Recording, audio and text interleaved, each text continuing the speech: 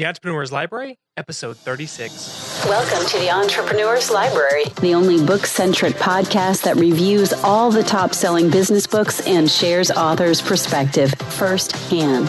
This is your resource to finding the next great book that will enable you to grow personally and professionally. Welcome your host, Wade Danielson. Welcome to the Entrepreneurs Library. Today we'll be covering a relatively new book, Everyday Entrepreneurs by Ken Horn. Welcome, Ken, and thank you for joining us on the Entrepreneurs Library. Hi, Wade. How you doing? Good to join you. Will you take just a moment to introduce yourself and tell us just a little bit about you personally? Yeah, my name's Ken Horn. I've got to be honest, I'm new to the book publishing business. I've been in the startup or enterprise community for a good number of years. I've worked for a number of leading agencies concerned with enterprise and business startup. Here in the UK, I don't know whether it's the same in the States, but there was quite a few government programs concerned with the business of people starting up for themselves and entrepreneurship. And there were, up until the recent government changes here, a number of state-funded programs available, and I worked for a lot of those projects. And in the time that I've been involved in this community, I've met, would you believe, over 5,000 people thinking about starting a business. And more recently, I've started my own nationwide field-based program, helping people start up on their own and providing them with the right level of advice and information that they typically need. Before that, I was in the fairly sort of hostile, aggressive environment of multiple retailers, from the likes of Tesco, who you might know, Asda, of course, you'll know through Walmart. And it's some people that have worked in FMCG will know it's a fairly sort of aggressive environment, and a good preparation for the business that I'm now in, which is for all intents and purposes training. Excellent. Ken, one of my favorite things about interviewing entrepreneurial authors is that a lot of them don't have that much experience writing, but every single one of them has experience in business. So this is not a book on theory. This is not maybe a professor who read something and then is now teaching it. This is real life experience. So I appreciate that. Thank you for sharing that. Now let's jump right into your book, Everyday Entrepreneurs, which was made available for purchase on July 7th, 2014. And Ken, we're going to move quickly, but here are some of the top questions that our audience, made up of readers/listeners, would love to get answered. And the first one is, what's the inspiration behind writing Everyday Entrepreneurs? Well, that's pretty easy, actually, because that was born out of frustration. Far too often, and I'm sure it's no different in the States, the bookshelves are littered with the life stories of leading what I call box office high-octane entrepreneurs. Many of which you may have heard of. People like Richard Branson, probably one of the best known ones over here. And unfortunately, there's a massive disconnect between those people and the people that I work with typically on a day-to-day basis. 99.9% of the business startup community is made up of people that start a conventional service or trade in an emerging or conventional market.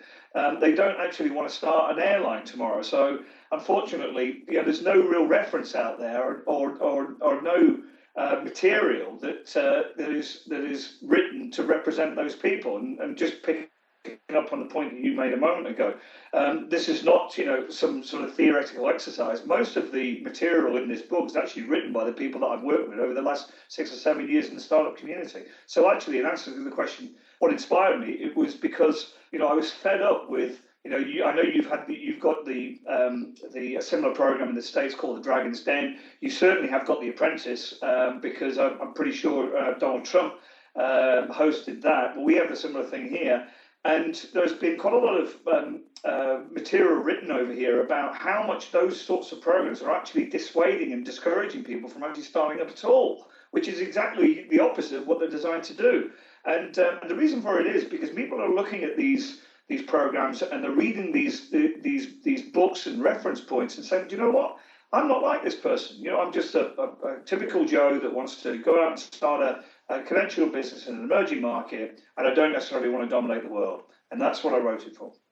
Excellent. You kind of alluded to this answer already to the second question. That's what makes your book different from others regarding the same topic. If you can just maybe expand on how yours is different. Yeah, well, you're right. It's not a life story. In fact, people have asked me, "Am I an entrepreneur?" Well, loosely speaking, perhaps I am, but actually, this is a reference book written out of the experience I've had over the last umpteen years working with thousands upon thousands of people that have taken the leap of starting their own business. I suppose that's kind of what makes it different, is that it's refreshing in that it's not the kind of rags to riches life story that a lot of these books tend to refer to. This is written by entrepreneurs, if you like, or people that just want to be self-employed and want to start a small business, and it's a quick reference point for those sorts of people. Excellent. And how would you suggest that the reader engage with your book? Is this the kind of book they can kind of jump in, jump out, use as a resource, or is this a book you start from the beginning and read straight through? Well, it's pretty light. It's not a heavy read. My wife, is my biggest critic. She's probably also my biggest fan.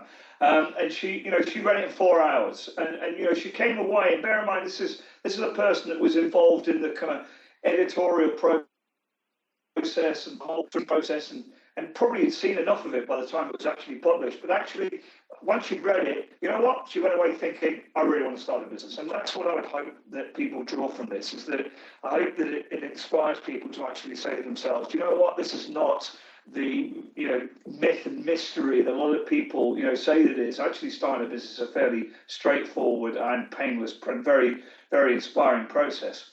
Once again, to answer your question, given the fact that it's light, it's bite-sized, and it's pretty easy reading, I would hope that people, once they pick it up, they probably won't put it down. Okay, excellent. Ken, this is my favorite part of the interview where we actually just give you the full mic and ask you to take us through your book. It doesn't have to be chapter by chapter, but really give us a great breakdown of what your book's all about. Okay, well, first of all, this kind of touches on another question, which is, what's my favourite phrase, or one of the responsibilities people like myself have is providing people with enough information to go and start a business, but most importantly, protecting them from the information that they really don't need to know. I think one of your former leaders or members of government once said, what do people know? How do people know what they don't know, or words to that effect? How are they? I think it was Rumsfeld said that until how do people know what they need to know until they've been through the whole process? And my book attempts to provide people with enough information that they need to know, but protect them from the information they don't. It's in 4 easily understood bite-sized chunks. The first of which is all about that stuff that you do before you start, all the preparatory stuff, some of the research, some of the sort of characteristics that you might want to adopt or go and develop. Because once again, one of my concerns is that people often think, well, I'm not one of those go-getting type people, and I'm not one of those ambitious people, and therefore I can't start a business. That's wrong. We can go and sort of develop some of those characteristics. So it looks at some of those attributes and characteristics, and also some of the more practical steps you can do before you start. The second stage. Again, a major concern of mine is too many people are distracted by what I call the kind of nitty-gritty, the formality of starting a business, and actually lose sight of what's really important. What's really important is, have I got a proposition? Have I got a menu of services? Have I got a market for that menu of services or product?